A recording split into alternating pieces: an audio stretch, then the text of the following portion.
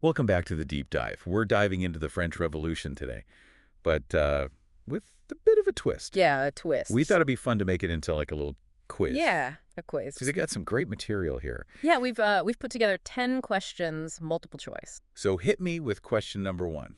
Okay, so the first question is, what was the name of that pamphlet, that infamous pamphlet by Abbé Sieyès that really kind of got people riled up and, got people thinking about revolution? Your options are Okay. A, the social contract, Okay. B, the spirit of the laws, Hmm. C, what is the third estate, Okay. and D, reflections on the revolution in France. Oh, I think I know this one. Mm. It's C, right? What is the third estate? Yes. That was like the pamphlet that really exposed the inequality in France. You got it. That pamphlet was so powerful, really articulated the grievances of the Third Estate, which, was basically everyone who wasn't a noble or clergy. Right, right. And it really argued that they were the true heart of the nation. And that idea really resonated with people. Yeah. It's amazing how like one piece of writing can have such a big impact. Oh, absolutely. It shows you the power of ideas, especially when they tap into people's frustrations, but also their hopes. For sure. Giver. But speaking of powerful moments, let's go on to question number 2. Okay. What symbolic event is celebrated every year as Bastille Day? Ooh. Okay. Your options are Okay. A, the execution of King Louis XVI, Okay. B, the storming of the Bastille, Mm. C, the Women's March on Versailles, Okay. and D, the adoption of the Declaration of the Rights of Man and of the Citizen. Ooh, I think I know this one too. This is an easy one. Yeah. It's B, the storming of the Bastille. Yes. You are right. Because the Bastille was that big symbol of royal oppression, right? Exactly. And it happened on July 14th, 1789, when a Parisian mall stormed the Bastille, which was a royal fortress and prison. This event is seen as this major turning point because it was a direct challenge to the king. Right. Wow. That must have been such a wild, dramatic moment, full of chaos. It makes sense that it's still a really big deal in France today. Okay, hit me with question number 3. All right, question number 3. Which group was not represented in the Estates General? Ooh, okay. Your choices are Okay. A, the nobility, Mm-hmm. B, the clergy, Got it. C, the peasants, Okay. and D, the commoners. Okay, so this is making me think about how power was structured, right? Yeah, Like yeah. the Estates General was supposed to represent the 3 estates of French society. Right. But if I remember correctly, the peasants, even though they were the majority of the population, they weren't actually one of the estates. Right. So I'm going to go with C, the peasants. You are absolutely right. Yes. The Estates General was divided into those 3. First estate, clergy, second estate, nobility, and the third estate. And that was everyone else.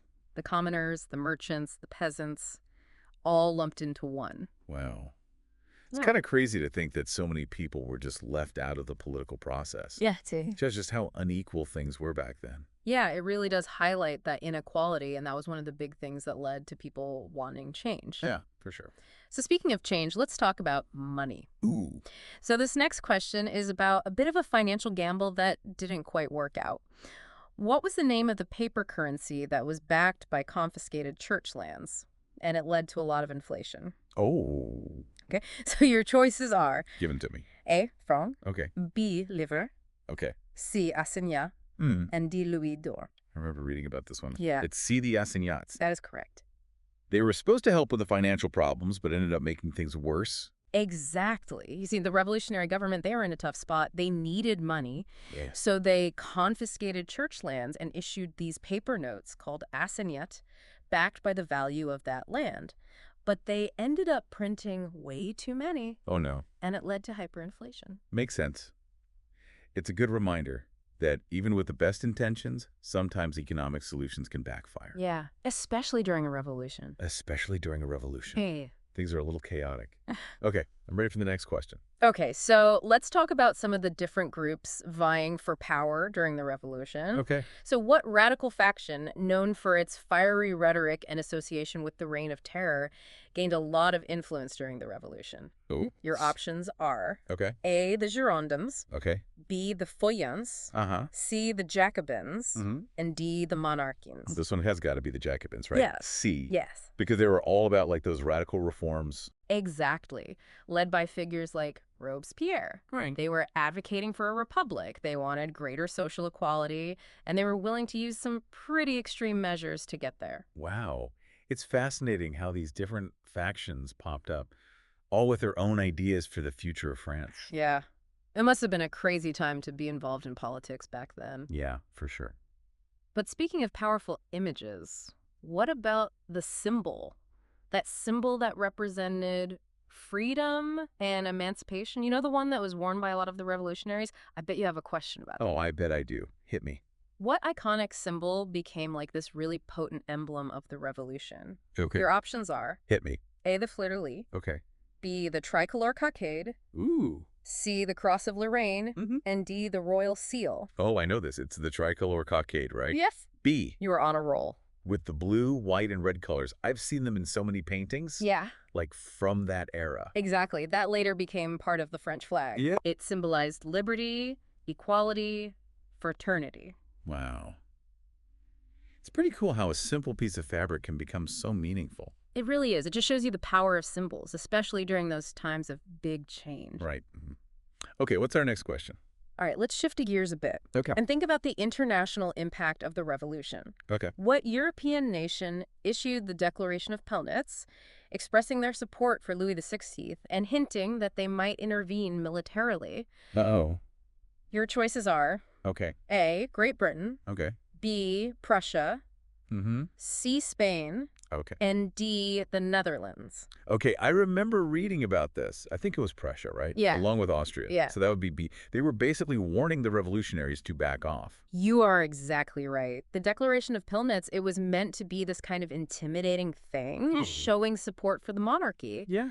But it kind of backfired. Right. Because instead of scaring the revolutionaries, it made them more determined. Makes sense. I feel like when people are fighting for their freedom, outside interference just makes them fight harder. It does. Yeah. So that's a great example of that. Awesome. All right, what's our next question? What else have we got? Okay, let's get back into French politics. Okay. Which legislative body was established by the Constitution of 1791, replacing the National Constituent Assembly?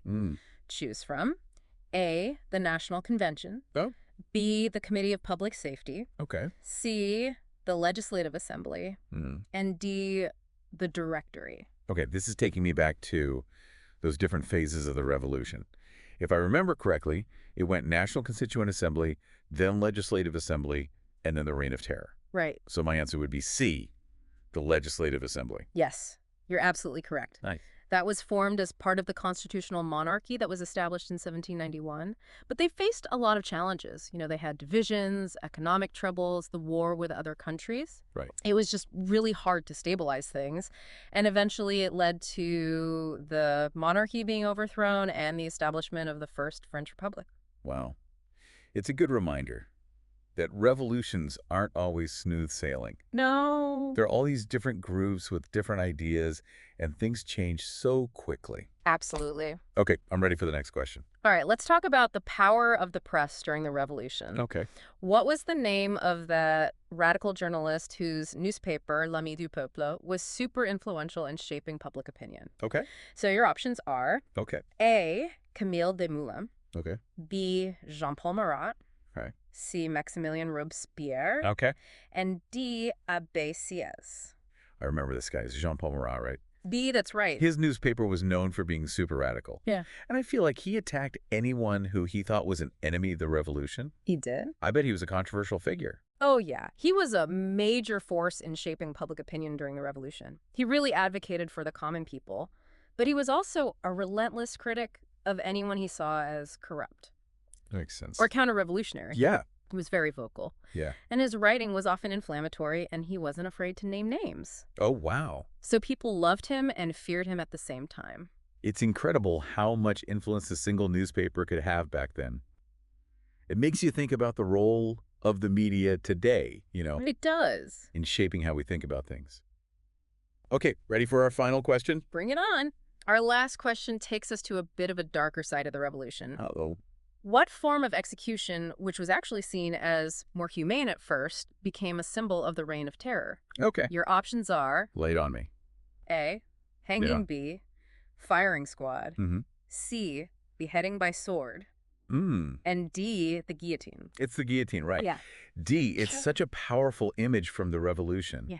Even though it's not a happy one. It's true. It's interesting, though, because I remember reading that it was actually meant to be a less cruel way to execute people. Exactly. It was invented by a doctor, Joseph Ignace Guillotin. Oh, wow.